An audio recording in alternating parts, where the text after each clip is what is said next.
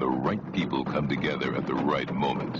When they care almost as much about winning as they do about each other, they can become the best of the best.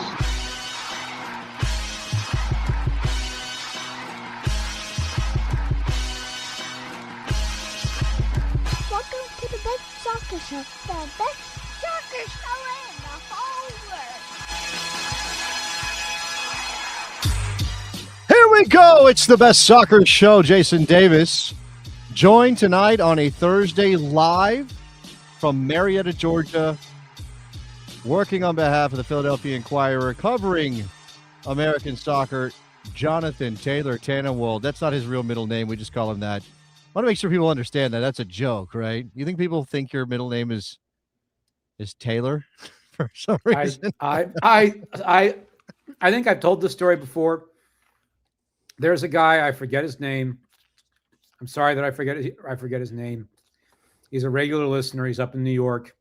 He works on the video crew for the New York Liberty, like the in-house content team. Okay. All right. And I do some basketball, as people know. And I was walking up, under the concourse of the press room once, and the guy says, "Hey, JTT." That's amazing. I love that. I guess that's the power of the show, such as it is. But got this. Who's that guy? Is that JTT? OMFPG-13. It's JTT. Who?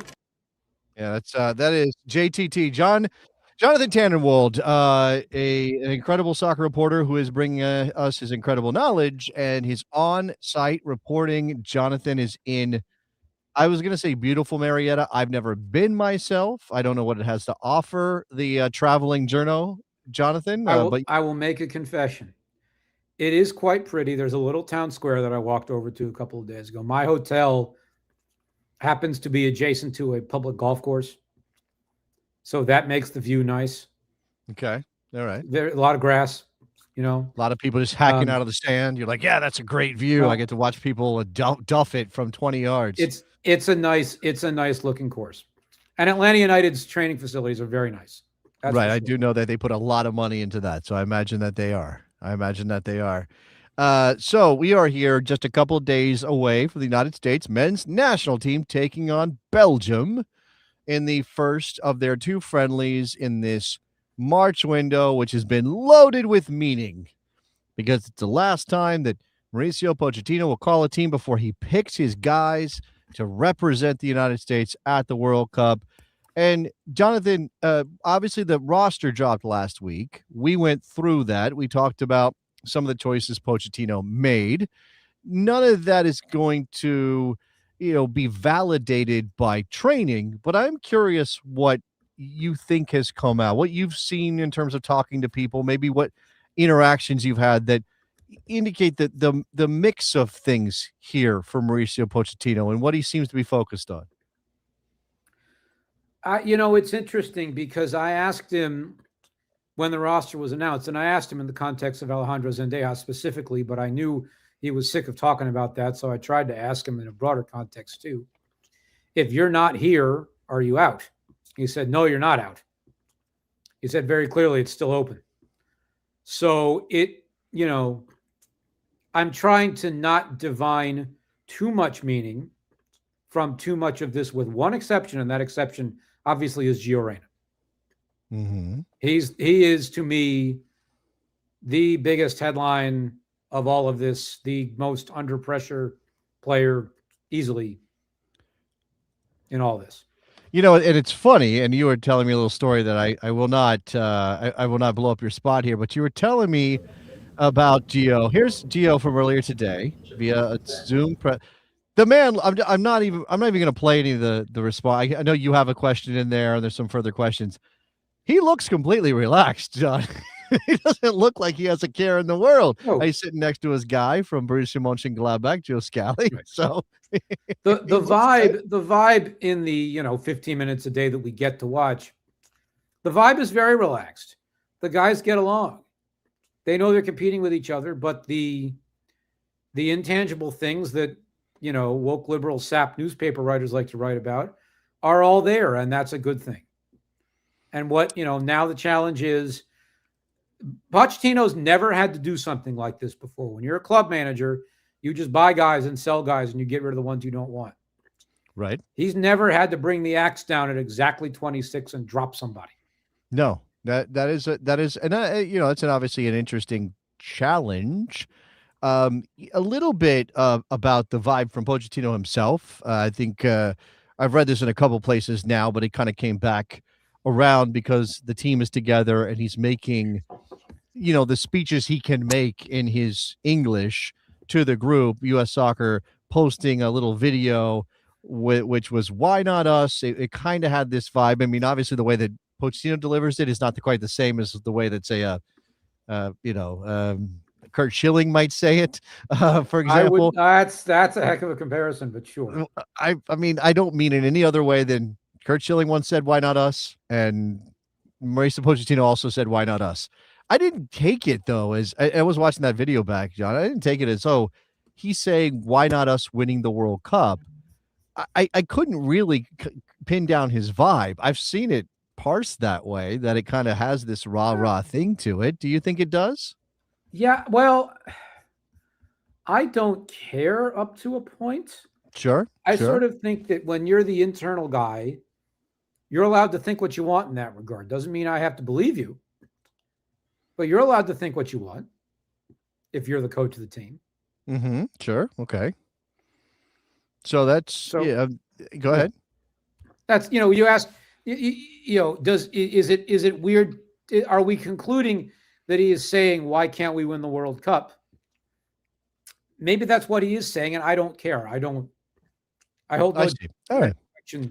Yeah, look, to me, you use whatever tool is at your disposal to make your team play the best they can possibly play. And, we've been through this as a country. Remember 2014, there was this whole mini kerfuffle. I think it involved a tall ginger gentleman on one side of in terms of the media response, when Jurgen Klinsmann basically said, "No, we can't win the World Cup. What are you talking about? What are you talking about? We're not going to win the World Cup."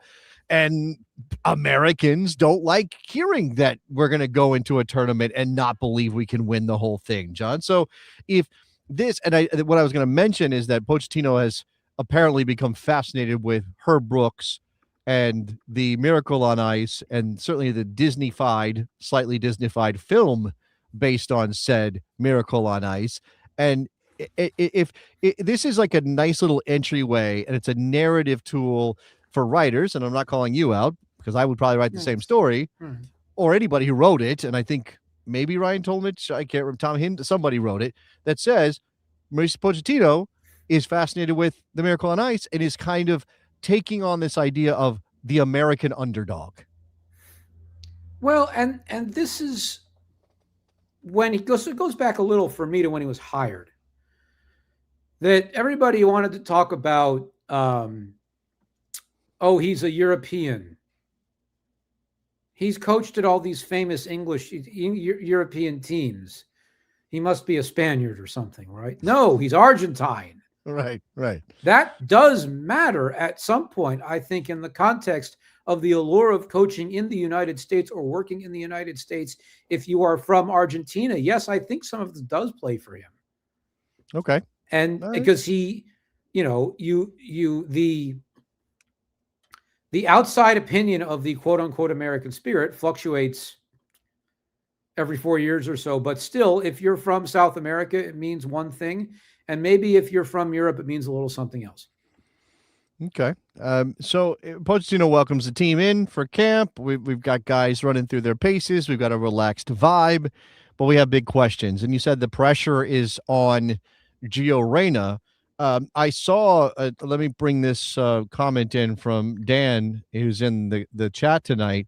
Does Gio accepting his role as a non-starter without mom and dad stirring up trouble play any part? Now, I think he's, we're trying to get to this place of what is Gio's role? How does he view himself?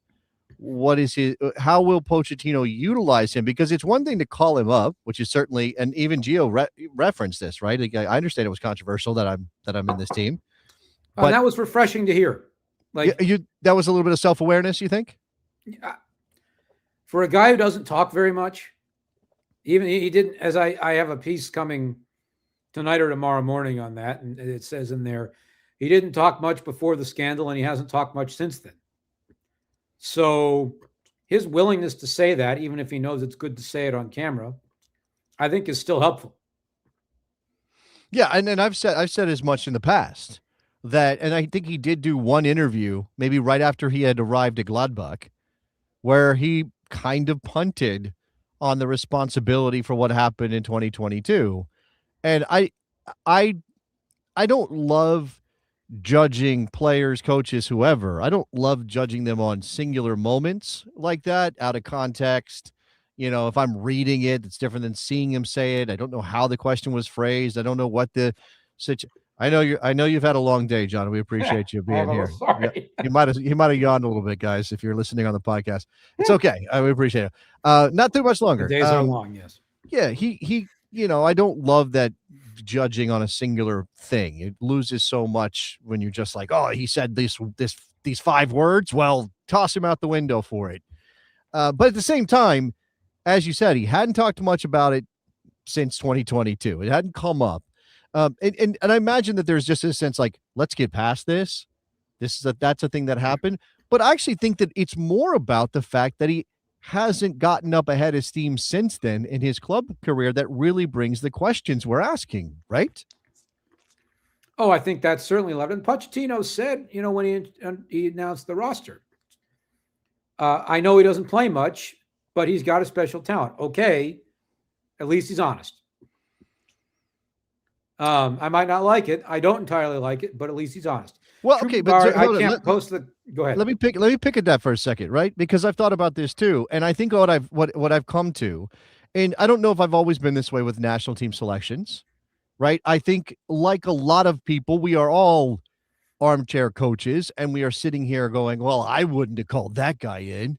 Look at his form," or "Oh, that guy's not playing," or "Oh, why not this other guy that I think is better than the guy that the coach picked?"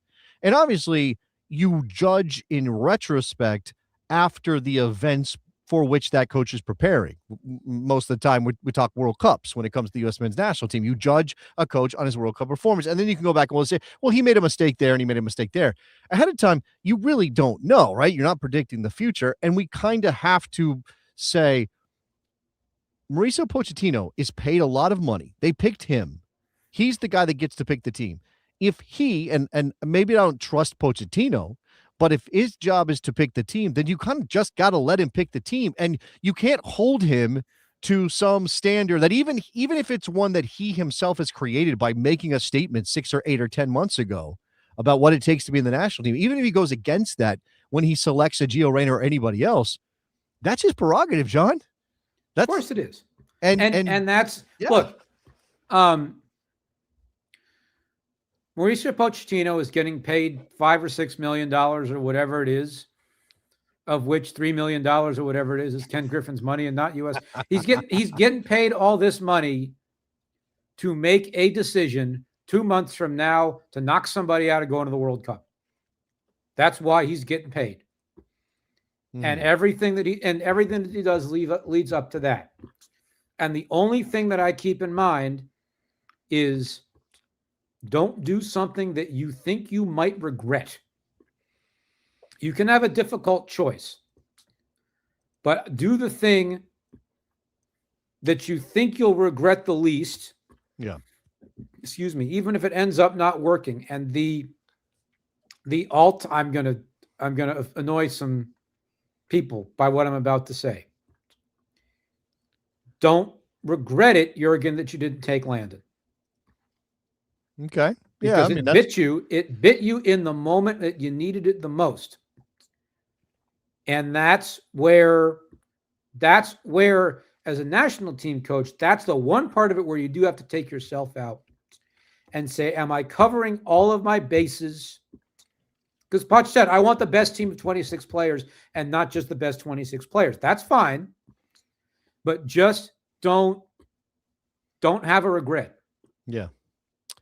Well, I think it's true. Like if this was, I'm trying to think of a good comparison. Let's say this was a choice between Tanner Tessman and Aiden Morris or Johnny Cardoso, or I don't know, throw Gianluca Busio in the mix, right? Like if Mauricio Pochettino gets down to the wire, or he picks a team, and maybe for this window, and he picks Gianluca Busio instead of Aiden Morris, people would have a problem with that. Lots of people would have an issue with that. Some people might not. I don't know. Some people might not even bother worrying about that because of what role you expected either a Gianluca Busio or an Aiden Morris to play. But that's not the same thing as picking Gio Reyna based on the talent level. If Gio Reyna was a video game character, right? I'm not talking about a soccer player, but sure, why not? His attributes in a lot of categories would be 90th, 95th percentile. Yes, sure, absolutely. And that's why you take him, right? That's why you justify this. But the problem is, and this is what Pochettino had to admit, and he did. Dan Kane Mags X the question that I'm about to discuss. All right. The problem is, then you've got to come out and admit I've broken my rule, and Pochettino did admit I've broken my rule. And that's what we needed to hear from him. Because his rule was you earn national team selection based on your club performance. And Alex Sendejas is doing everything under the sun that he can to get back in this team and the door shut. Right. I've talked to, and you have as well, talked to enough guys who have played for the national team will tell you there's nothing about fairness when it comes to player selection. It's not about, oh, you played better in your last couple of club games than another guy. Well, of course you deserve to go, and therefore you should get the call. No. Right. And no, it's about who does the coach in that moment think is a better choice for whatever he might need in that tournament. Now, let's kind of gets us. And by the way, shout out to our friend Morgan. Morgan's here. Bradenton, Florida. I used to go down to my grandparents' villa in Bradenton, Florida when I was a kid. Shout out to Morgan. It's where Bolletari's Tennis Academy is. What? Oh, I have the drop. Do I have Morgan's drop ready to go? I thought I used to. I don't have it ready to go. My apologies to Morgan. That is piss poor on my part. I may or may not have found that drop for you back in the day. You probably did. Alex Morgan.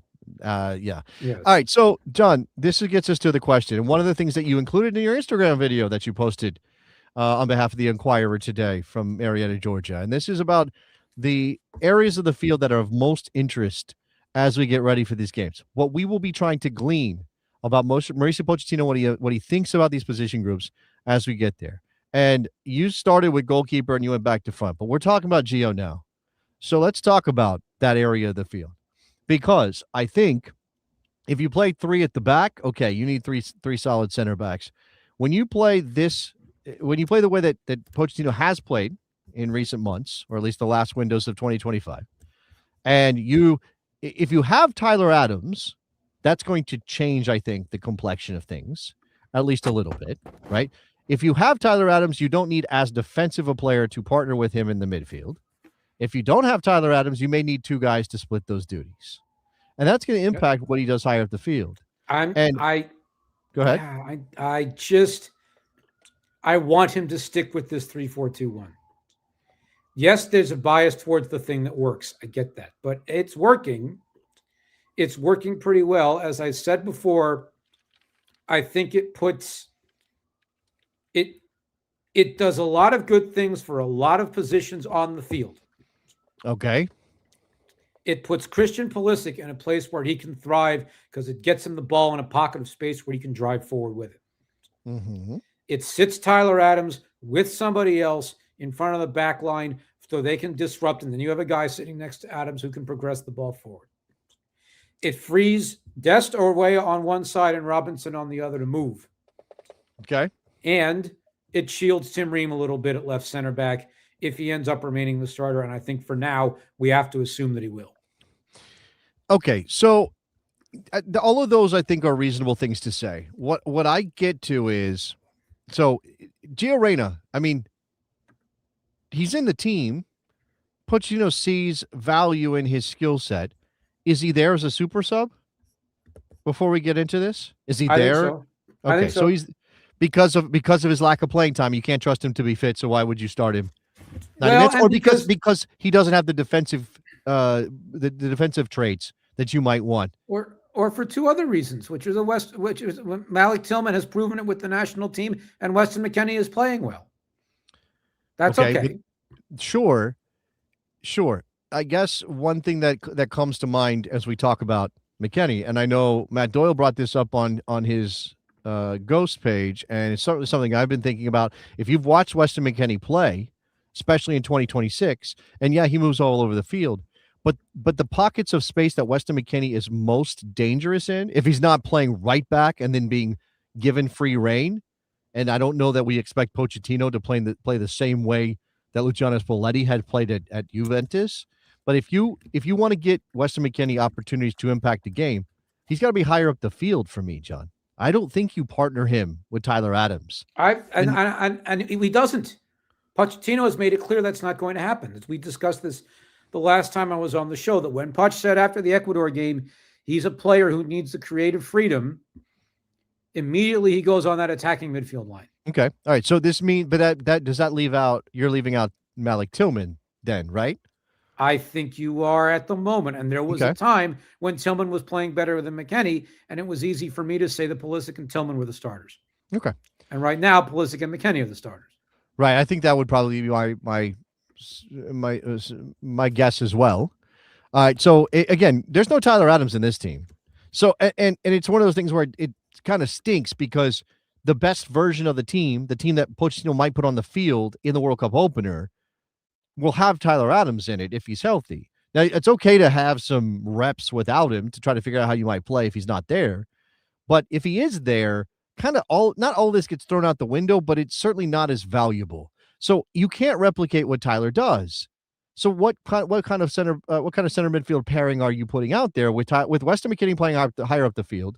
Tyler Adams not there, so you definitely need some defensive stability, and you don't have one player to do that job. So you need those players to split that responsibility, but you also need that ball progression midfielder that you just mentioned. I think it is right now. I think it's Tessman.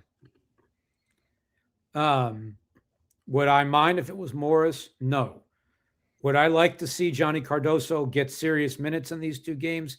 Yes, I would, even if he gets scored on, because I need to see him play. And we are recording on Thursday night. Mauricio Pochettino will speak with the press on Friday afternoon. And if nobody's asked him by the time my turn comes up, that's my question to him, is what are you doing with Johnny Cardoso this month?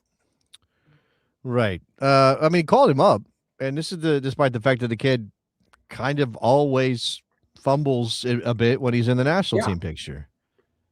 Yeah. And so do you keep giving him chances, or are you thinking of, okay, this is a guy that I keep on my bench because he's played at a high level, and if I need him, I'm tapping him? Or are you preparing him to potentially be a starter at the World Cup? I have an entirely different question. Okay. And the podcast listeners will not know until I'm saying it right now that I muted my microphone a moment ago because a story of mine dropped from my editor while we were on the air, and I had to okay. I did not know that. Okay.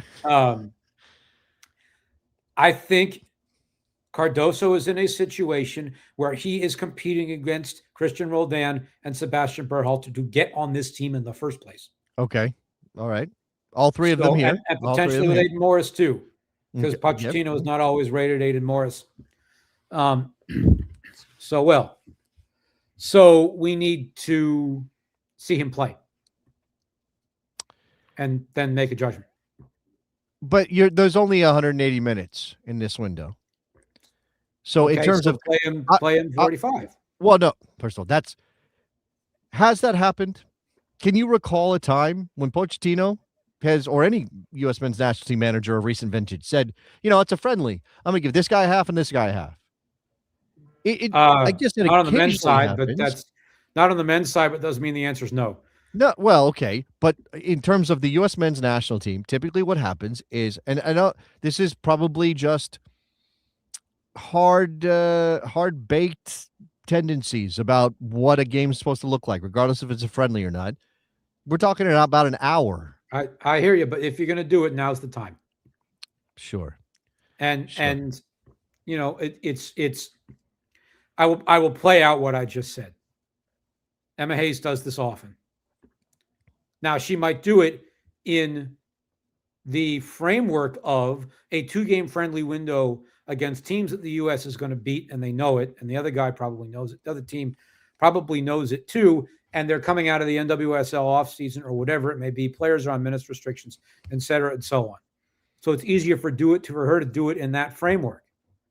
Yeah. But if you were ever going to do it as the men's national team coach, I would think that now's the time. Yeah, I believe it when I see it. I'm not saying that it can't happen. I'm saying it to me, it seems not anywhere close to a lock that he might do that to give a full half to anybody. And some of this also is impacted by whatever Belgium and Portugal do in terms of their substitution as well, because maybe you want to see one player against the best the other side has to offer. Certainly there's a chance that's not the first 11. I mean, we know Lukaku's not here for Belgium and Cristiano Ronaldo's not there for Portugal. And there's probably a couple of the guys who are going to miss out for various reasons. I feel so bad. I feel so not bad at all for all the people who bought tickets for the game thinking that Ronaldo would be there. Too bad that they're going to see a better Portugal team without him than with him. Probably that is probably true. Jackie, all right. Jackie D asks a question, and I can't post the comments. Yes, I can't post the comments, or else I would. If you don't know, I don't think you can. The question is, if you don't see Cardoso, can you take him to a World Cup still? No, you can't, unless there's a bunch of injuries between now and then. Yeah, well, that's the thing. Like, that's also part of the reason you have the guys in camp that you have, right? And he could have gone full Thomas Tuchel, which would have been interesting, and just called in 35 players. The people have argued for that in the past when the U.S. men's national team, just bring everybody. But you lose something in terms of the ability to see, legitimate competition in training and things like that when you do stuff like bring in 35 players. Right. So okay, so we look. Balogun is the starter at striker. There's really no reason for us to even discuss that. Until proven otherwise. He's the guy. He's, I think, risen in my esteem, and I think he works well with Christian in particular. So we'll see. Weston McKennie and Christian Pulisic in those two attacking roles underneath the striker. Obviously, you're getting width from your wingbacks. You mentioned Weah. Obviously, there's something of a competition at that spot, and it's interesting too that you have Scally and Freeman, and those players, while certainly capable of playing in a back three, I'm not saying they're not familiar with it, bring different profiles for this. How do you rate that area of the field, John? Yeah, I think Scally can obviously play right back in a back four, and Pochettino and Ream both over the time have not ruled out playing a back four. I just think this 3-back setup is better right now, and better suits, as I said, a lot of the key players. I think Scally's in it for right center back, not right wing back, but we'll depends what you need in a pinch. Freeman can play the wing back, and I think that I'd take him. I'd certainly take him, but I think that Dest and Way are over him. You take Scally or you take Freeman? You take Freeman. But you got 3 of them at that point, and I'd still take him. So is the sense that Scally is here? You said maybe right center back. Obviously, if you do need options at the center back position, if you're playing a back three, you probably need to bring 6 center backs. Yeah, well, I think 5. Get away with 5? Okay. Well, if Freeman can play right center back, then I can't prove to you that Freeman and Scally are competing for one spot. Well, that was going to be my question is, do you think who's here because Dest's not here? Because if Dest was healthy, might be. It might be Scally. Yeah, it'd be interesting. Okay, so and as much as I like Alex Freeman, I don't know that he's at that level. And if we're going to talk about Gio Reyna having limited minutes, I know he's played more than Gio. Alex Freeman's barely played since he arrived. Yeah, but he's also in the category of having proven himself to Poch. That's a good point. That's a good point. All right. So Cameron Wisely asks, Typo notwithstanding, if Scally has another typical Scally type game, would he be on the roster for the World Cup? I watched him have one of those games against Paraguay in Chester. He got he got torched on the right wing on a play down the field, and I forget whether was remember that offside or not, but it looked very bad. I think there were a couple of things that led to that sequence, but certainly Scally did not cover himself in glory in that. If I'm remembering the sequence correctly, there's really no. Okay, I think the only intrigue at the left wing back position is just how healthy our guy Jedi Robinson is, right? And he's healthy. He's been looking good all this week. We will hear from him tomorrow, I believe. I think he may have been mentioned. I played this down somewhere. I played a little bit of that video where it was Gio and Joe Scally today on the Zoom call, and I believe I heard Michael Cameraman say, "Yes, tomorrow you'll get Jedi." And he couldn't remember, or Anthony Robinson couldn't remember one of the names. Yeah, Pulisic, so McKennie and Robinson were getting. Those of you who like to know how the media sausage is made, here's your answer. They tell us the day before who's coming up tomorrow. And I will credit U.S. Soccer for this much. Sometimes they are late to practice or they get stuff in traffic. But by and large, if they tell you to show up at 10 o'clock and somebody will be there to talk, by and large, they're there. Okay. Yeah. And you don't have to go chase them. It's not like an open locker room where they can turn you down. They'll talk. Yes. Right. Okay. Then, again, making Pulisic available, obviously that's part of that's needed, necessary, all those things. I've seen some guys popping up in some other places as well, making some appearances. It does feel like we're starting to ramp up the media machine just a little bit ahead of the World Cup. So while we're here, and so we're talking about it, let's go ahead and bring in a little bit of a lineup builder situation so that John and I can talk about the lineup that we just created. And this is not obviously what it is. This is just what FOTMob already delivered. So we'll do this, and you tell me, John, where you might have any issue at all, and we can maybe. So anybody who's watching on the video is going to see this. If you're on the podcast, just know that I'm basically just filling in the team that John and I just talked about here. So at left wing back, we have Anthony Robinson. In the midfield, I mean, again, no Tyler Adams here. You suggested Tessman is likely to get a start, or that's your sense in this window. I don't have a sense of who's starting. Okay, I'd like to see him. I'd like to see Tessman Cardoso. All right. Well, I'm going to put Tessman Cardoso in here, just because we know that's an option, and again, that's the only area of the field where it's like, I really kind of don't. It could roll the dice on a number of things. The people who are watching on video are about to watch me go get a notebook out of my backpack. All right, John is going to leave the camera. It's okay. You don't have to, giving us a full look at here. There is that question, I guess, of there's a couple of different center back options in this team. Miles Robinson is in camp, obviously. You've got I'm putting Mark McKenzie, which I'm sure would be better for a Philadelphia audience if he was the starter. Raheem Richards, McKenzie from here. I just don't think that as of yet anybody else has earned it. Although I think we're going to see Austin Trusty at some point in one of these two games. The hotel chair is very bulky and heavy and requires. You did fine, John. Don't worry about it. Don't worry. Nobody noticed any problems whatsoever. All right, so this is what I got.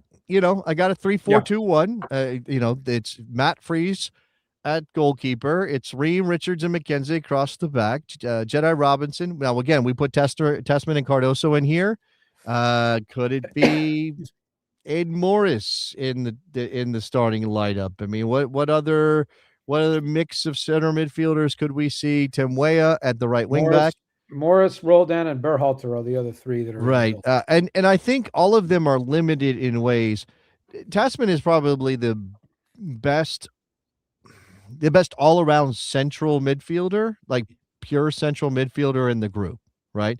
Cardoso is more of I don't even know I want to call him a destroyer, but he's certainly more of a defensive presence. That's more of his role. Right. He's not going to facilitate anything with the ball at his feet, right? Which is, again, I think if you're trying to create a scenario that looks like what it might be if Tyler's on the field, Cardoso starts, if only because he's similar to Tyler in that he doesn't give you a ton going forward with the ball, right? I'm not sure I maybe overstate this sometimes, but Tyler Adams is not a good passer of the soccer ball. He's just not.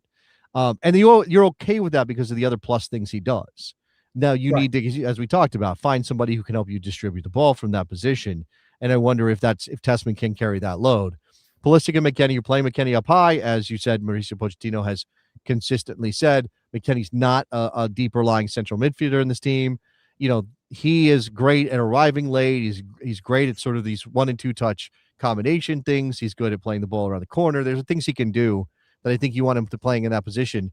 Although I do think that it's interesting when you watched him at his peak at Juve this season so far, John, that what Weston did as a fullback, as a wing back, who then was pushed up high when Juve was on the ball, created problems for defenders and for opponents that just playing him as an attacking midfielder might not cause, because you have a better handle on where he's going to be. Does that make sense? He's less unpredictable. He's more predictable if you just line him up at an attacking midfield position and say, go play the ball.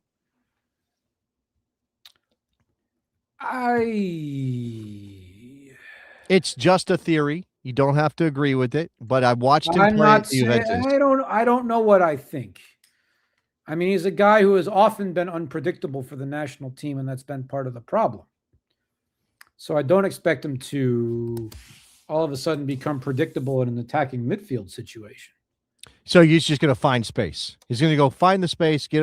He's not necessarily a get on the ball guy, right? That's not his instinct. His instinct is to find the space and maybe be a receiver, and he can do that in a number of different places. And we shall see how it works with him and Weah, because they could obviously do some things together that could be interesting. All right, and then Fowler and Balogun, again, whose job it is to lose here. Now, when you look at the other side, I mean, we have to consider what Belgium brings to the table and how that might impact how the United States plays, John, because it's not just one team playing against a bunch of dummies. Belgium's going to be out there trying to do their own thing. So what does that look like, do we expect, in terms of what they'll be trying to do with the ball, against the ball? How much pressing will there be? What kinds of things will make the United States have to respond in ways that will inform us what the World Cup might look like? I don't know, because I have no idea how seriously Belgium is taking this game. All right, let's imagine they take it as seriously as possible. Let's imagine that they put out the best team they can. If that happens, then the U.S. is going to be playing a lot of defense. Mm-hmm. And people are going to have to get used to that, I think. Okay, and that sort of rest defense, the United States against the ball, is that a back five? Is it a back four with Weah playing in the midfield, or Robinson playing in the? I mean, what is it? I think it sits as four. It tilts a little bit so that Weah goes forward, as happened against I think against Ecuador. That happened some, where we asked Tim Weah, he was like, "Were you playing a right wing back?" I was like, "No." Mm-hmm. Because he was so far forward so often. I do think, it'll be interesting to see if Belgium lets the U.S. have the ball. And I think Portugal has kind of set up, despite their talent, especially in midfield. Portugal traditionally would rather play in transition than as a team that's trying to break you down. Now, I'm not saying they can't do that, but it's just a matter of what their comfort level it is. And obviously, throughout the match, you could see both of those teams, Belgium and Portugal, kind of switch up what they're doing. You think about the midfielders in this Belgium team. I mean, how much time will Kevin De Bruyne get? How important is he to this team at his age? Amadou Onana from Aston Villa, Yuri Tielemans from Aston Villa as well. Probably going to get. I can't believe Axel Witsel is still in this team. It's wild to me. Still in this team, Axel Witsel. we know about their attack. Jeremy Doku is a handful. And I mean, I imagine there could be plenty of moments with Doku and trying to figure out who's going to be playing against him head up 1v1, because that gives me heart palpitations, John. Yeah, and playing against Vitinha and Nuno Mendes gives me palpitations. Sure, I mean, well, Portugal's talent is insane at this point. Like, right. You're talking about complete team. Portugal is a much more talented team than Belgium is at the moment.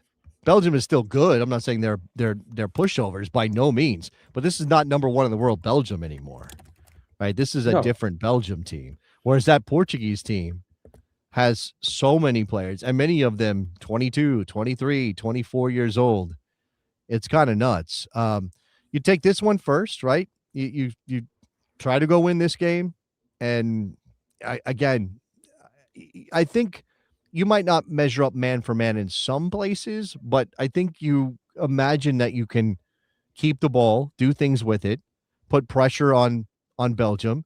Again, if they decide to sit a little deeper and try to take the United States on the counter, then you've got to have good ball security. You got to be smart with what you're doing in order to find ways around them, so to speak. So, and again, what kind of movements, what kind of combinations are going to allow for that? You talked about Christian Pulisic getting into the space where he can be most effective. Obviously, he's been a little cold in terms of counting statistics recently. He did get an assist on the weekend for AC Milan in a win. What does he need to do? Because sometimes Christian does too much. What does he need to do? He needs to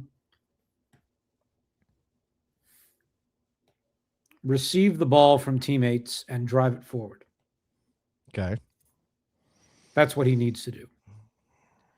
I can't say that he needs to be given the ball because that puts the agency on other players in a way. So I will say he needs to receive it. All right. Give him the damn ball is the other way to put it. Well, sure. What sometimes happens, though, is if the United States is not finding any joy playing with each other, passing the ball around, Christian can sometimes be guilty of trying to run into a cul-de-sac and get himself in trouble. And again, I talked about turnovers and transition.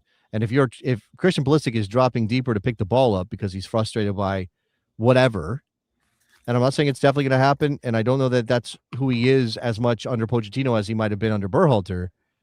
That's the potential problem you're dealing with, right? And if it's Belgium and it takes two passes to play through midfield, and now you're chasing Jeremy Doku up the left wing, that's defensively a problem now. So that, and these are the things that I imagine that Pochettino is watching for. Oh, I may have lost John Tannewald. I think his internet probably crashed. He's in Marietta, Georgia, in a hotel. Oh, let's see if I can get him back. There you are. Please work while I'm on the road. It's all right. You're here. I keep thinking about the goal that he assisted against Japan. Right. It turned sort of, as we would say in a club sport, turned the whole season around. When you talk about running into a cul-de-sac, he was running into a cul-de-sac, but he was in the right part of the field for him to be effective, and he plays the ball forward, and Balogun goes and gets it and scores it. And I do think that's the hope, right? Is that the Balogun connection that Christian has. Yeah, I'm watching this back now. He kind of drives the ball forward up the left flank, and it's a smart run from Balogun to get him behind. And it's not even just the left flank. It's a little more infield than that. Sure, the left half space. And that's why I think that left 10 spot suits him so well. Mm-hmm. And so you have a player to the outside that he can play if he needs to, but obviously you have McKennie on the other side, occupying space, forcing people to mark him, ideally, because he will run at you. He will make the off the ball run to get in position for either the second ball or, if Robinson's on it, across. And That's what you hope for. Mm-hmm. And that if you have this sort of tilted field a little bit of Pulisic, Balogun, McKennie, and Weah in or past the 18-yard line extended, that you're forcing opponents to do something about that. And then if you turn the ball over, you have two central midfielders and four defenders. Yeah. Waiting back. And if Robinson has also come forward on the left, then it's 2 and 3. And it's not going to be whatever the many hundreds of passes they completed against England, the MMA unit that looked so good. It's not going to be that. But it moves the ball forward.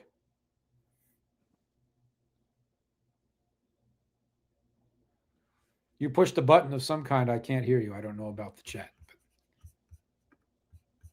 Okay.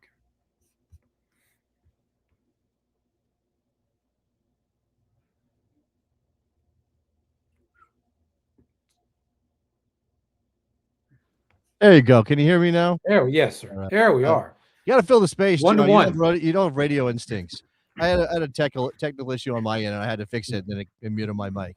The score is 1-1. It happens. I'm sorry for the silence. I will. This is it especially for the video viewers. This is my notebook. Okay. Let me read this out. Let me read this out for people just so they know. Can you hold that back up? Because I think that's good stuff. Yes, but it's going to be backwards, I believe. No. I can see it forwards. Balogun, Pepe, and Ajamang up top. Pulisic, and it looks like Aronson underneath him. McKennie, McKennie, Tillman, Reyna in that right attacking midfield role. Tessman, Roldan on one side of the central midfield pairing. Cardoso, Morris, and Berhalter on the other side. That's interchangeable. Well, that's it. Yeah, I mean, I imagine it is. It's also interesting because Berhalter does some nice things, but his set piece service, especially if Gio's not on the field, is the best in the team. So then it's like, is he getting into games late in particular because of that?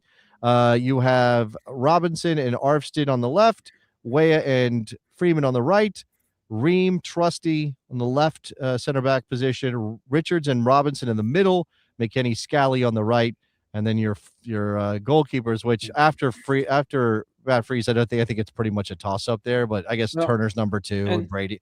The center backs, Trusty and Robinson can move around, to the various spots.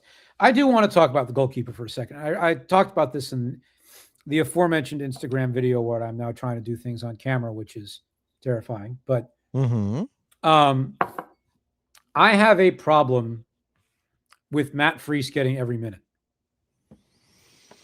Okay. Well, there's some conventional wisdom around goalkeeping, right? Where if you decide on a guy, you stick with a guy because you don't. I mean, this is why Zach Steffen didn't go to the World Cup, right? Because Greg Berhalter didn't want any question. He wanted to have his guy and his guy picked, and nobody say, well, what about a goalkeeper change? Because that can undo it. That has notoriously undone teams before. And obviously, maybe Matt Freese he's not Tim Howard. He's not Brad Friedel.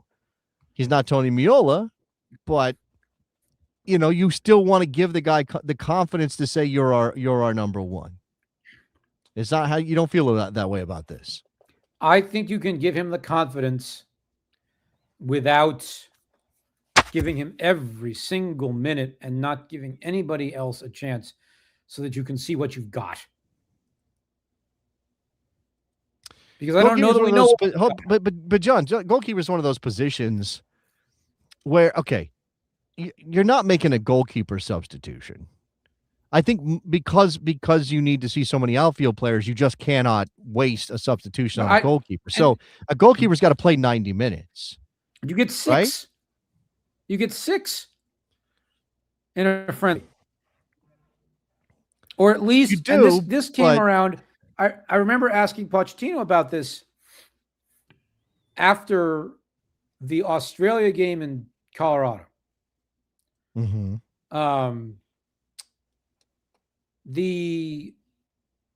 Where Freese had played every minute up to then, Paraguay was going to be relatively a drop in something. I said, okay, anybody else going to play goalkeeper in November so that you can see somebody else and see what you've got. And he signaled that it was yes, and then it didn't happen. Because the Paraguay game was the one to do it, probably.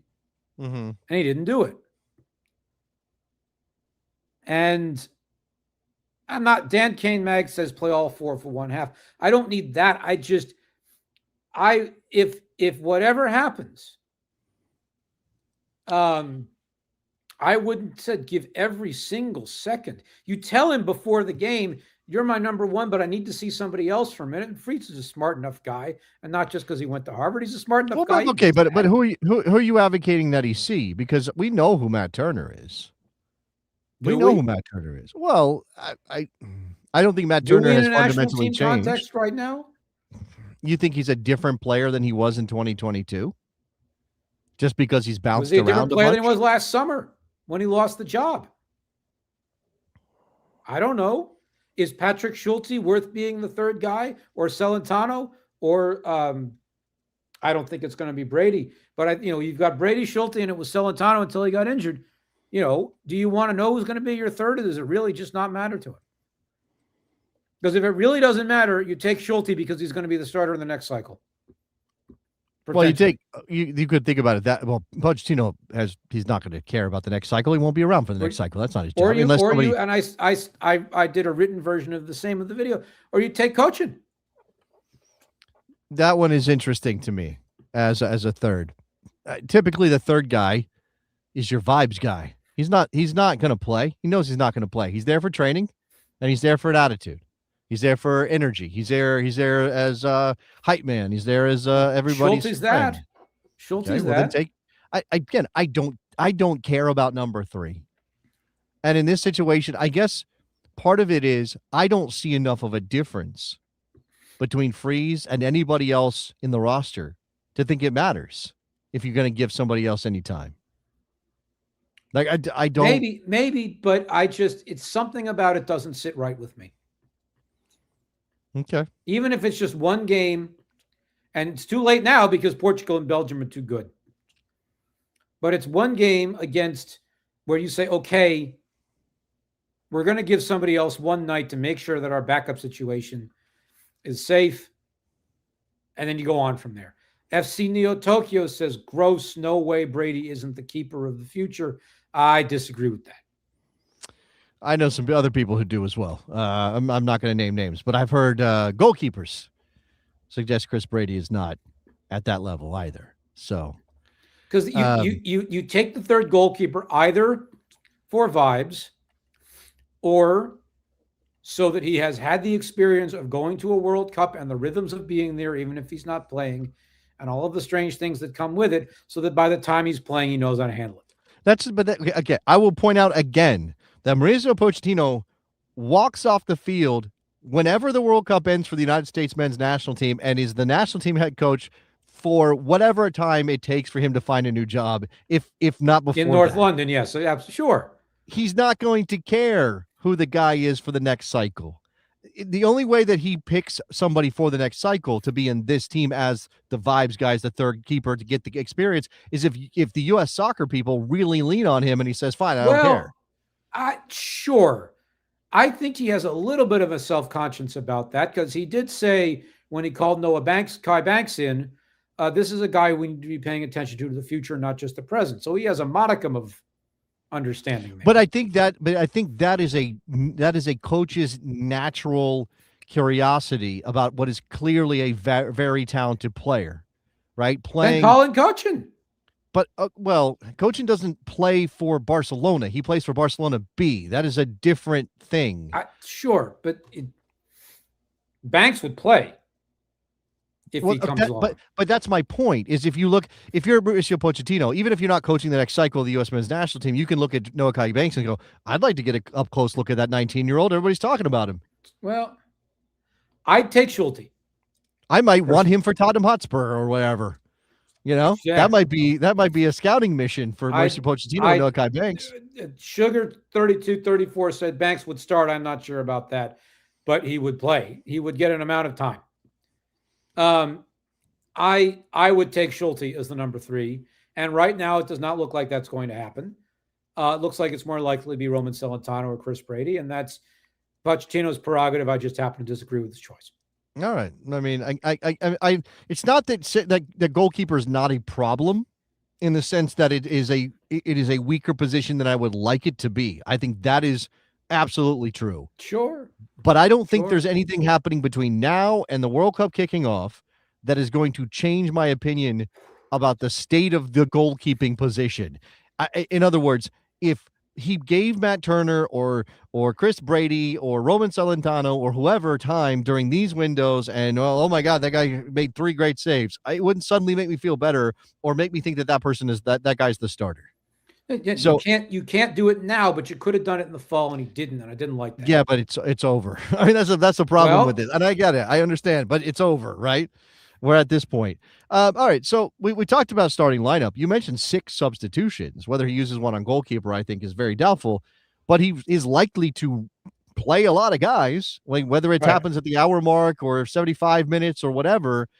I expect Gio will see the field at some point. I would guess. I would think so. What is the rotation there at the top, at the striker position? Because we know Balogun's number 1. Obviously, Ricardo Pepi is absent because of injury reasons and things of that nature. So what? I think no, he's here. He's got a big. He's still got a cast on his wrist. Oh, sorry. For you was at the team. My brain was still on the injury. He's in the team. Right. That's who I was thinking of. My apologies. That's such a silly mistake. I think Balogun starts. I think Pepi should play some amount of time off the bench. And I think Aubameyang should play some amount of time off the bench. I don't know how much. But I'd like to see them both. Again, I would like to, in an ideal world, you have 11 to 17, 34 slots to play with over 180 minutes, and you have 23 outfield players and 4 goalkeepers. I would like to see as many players as possible. I know that's not going to happen. Right. Well, okay. And I don't know based on history. So let me go back and fix my brain. Again, Haji Wright missing via injury. Whether Haji was healthy, what that means for Ricardo Pepi, I think is a question. I think there's plenty of people who believe that Ricardo Pepi might not make the World Cup team again, which would be crushing for him, I'm sure. I don't know that it would be all that shocking considering some other things. And I made this argument about Aubameyang before. It saddens me. If it saddens you that Pepi might not be there, or do you think he deserves to be there or should be there? It saddens me that he might not be there. He was the 24th guy last time out of 23, and now he might be the 27th. What was it? Was it 23 or 26? I don't remember. Well, that was 26 last time. It was 26. He was the 27th guy to 26 last time, and he might be the 27th guy to 26 this time. And I don't think that's very kind as fate goes to a soccer player in life.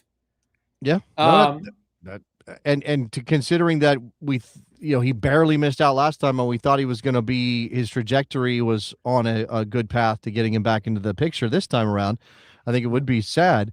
I would argue though that what Ricardo Pepi brings is not above the level of anybody else who's on this roster, and Haji Wright rather, who would be here, I think, if he wasn't hurt. I don't think Ricardo Pepi is above Haji Wright in terms of his capabilities. Maybe he's a better pure goal scorer, but I'm not sure that that's necessarily going to be the deciding factor. And I made this argument for Aubameyang in the past, John. I think Aubameyang is an X factor in the sense that he is so different of a physical presence compared to what else you have on the roster that you almost bring him just as a change-up. Well, and the question that I have is, which pair are more similar? Wright and Pepi or Wright and Aubameyang? Which are more similar?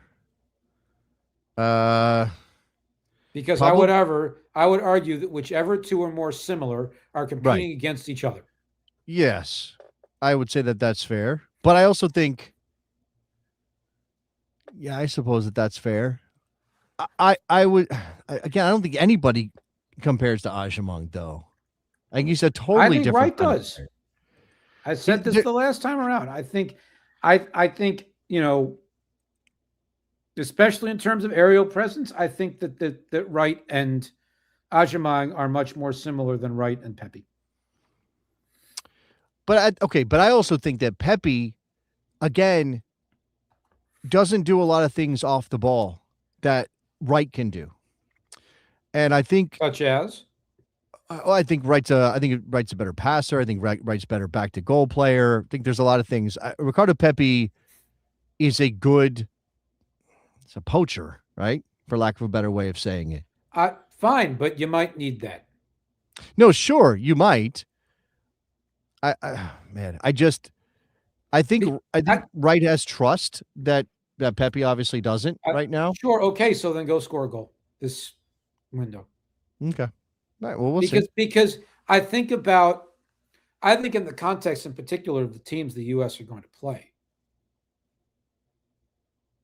do you want a poacher in there to go get in the muck and stick it? Yeah, I do.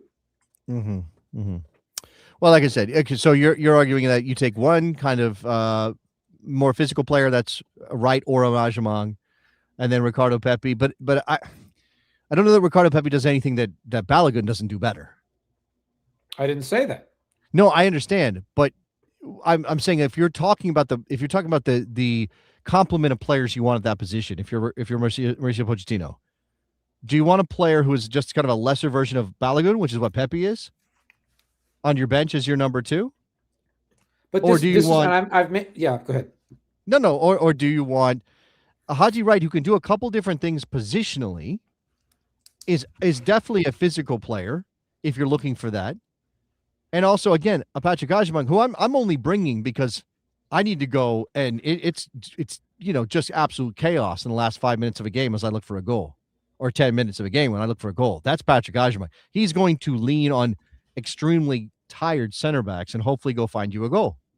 He might trip his way into a penalty kick because he's just so much to handle for somebody. Well, that's my Ajamang argument. Sure, and I look at, as I've scribbled a couple of more names down of guys who are not on this roster into my little stack of names here. The case I have made for Brendan Aronson all along, mm-hmm. and the case I have made for Zendejas, and that others have made for Reyna, and so on, is substitutions based on game state. Yeah. Yep. So you say that Pepe is similar to Balogun, but not as good as various levels. Mm-hmm. Mm-hmm. But what if the game state calls for that kind of forward instead of obviously Ricardo Pepi has a record of being a good off the bench goal scorer, and that is a talent. That is, and a he's skill. Not small, by the way. No, he's not small. I just don't think he plays his size. That's not his game. But I don't know that there's a right answer to any of this.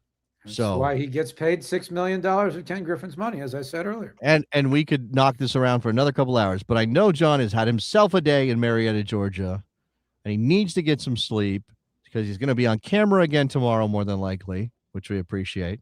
John, thank you very much for coming. More to come. It's, I will say, I'm sure a number of the listeners and the viewers out there are subscribers of the Inquirer already, but if you're not, please do consider it. You can go, if you do it through inquirer.com/Tannenwald, my last name. Wow. Do you get commission? Get a kickback? I don't get a commission. Okay. But I get credit for having driven the subscription. All right. I did not know. A bunch of people in the shop have that under their various names. Okay. It's been around for a long time. We used to make more of it than we do now. But all right. To show to people that you value this specifically, because if the money comes in that way, then they know to give me some of it to travel with. All right. Yeah. I mean, obviously, JTT covers more than just soccer. But I think if you go and you get your subscription through that URL, then you are definitely sending a message. We want more Jonathan Taylor Tannenwald soccer coverage. JTT will potentially be going from Atlanta to another assignment. Speaking of where the money goes, so all right, well, all right, non-soccer. Yeah. Well, there's something else going on in the world. I don't know what that is. Something. There's no college basketball whatsoever happening right now, which is my other wheelhouse. All right. So, John, thank you very much for coming by. I'm going to send you off into the Georgia night and kind of close up shop here. I'll tell all the people watching and listening via the podcast that there is a Patreon page for the Best Soccer Show. You sign up, you get access to the Bestie Slack, which is a very cool community of soccer fans, American soccer fans. What do I say? It's like a warm cocoon. I think that's what I say. It's a very great, very good place. It's a very good place to be a soccer fan. And there's lots of other stuff going on. I mean, it's literally a community. Everybody kind of gets to know each other and shares life tips and all kinds of stuff.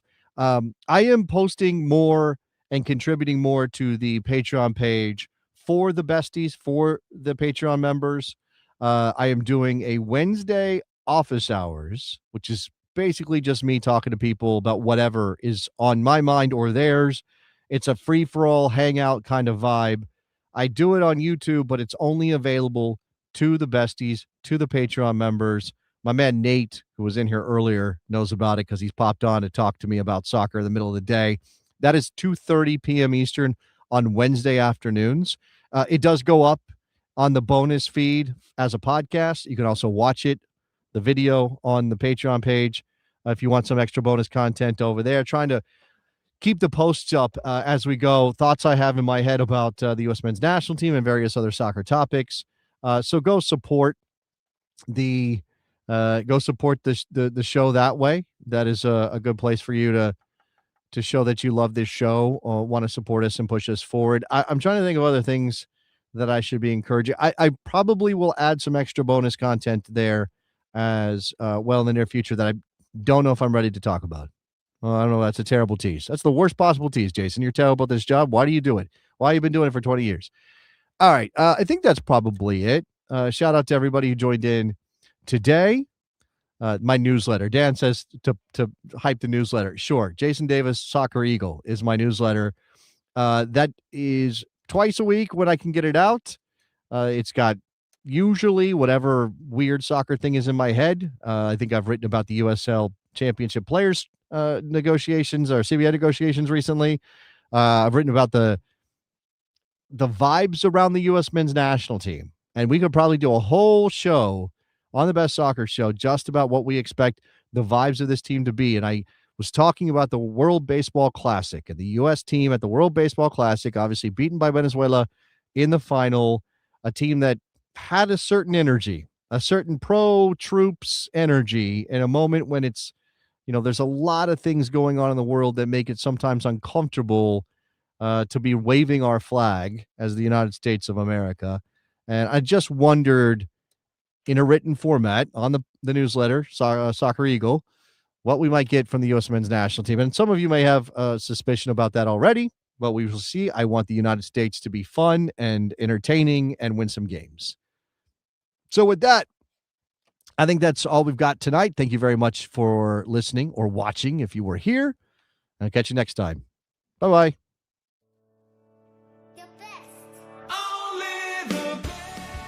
Take us to DEFCON 3. Get to the chopper! WNBC. WNBC. Who asked those questions? Oh, here we go. Saucing them up. Hit them. Wet. The horror show. Damn, dog, that's in a post. Calm down, Greg. It's soccer. It's soccer. Danger zone!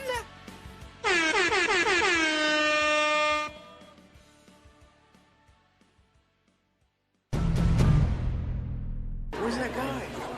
Is that JTT? OMFPG-13, it's JTT! Who?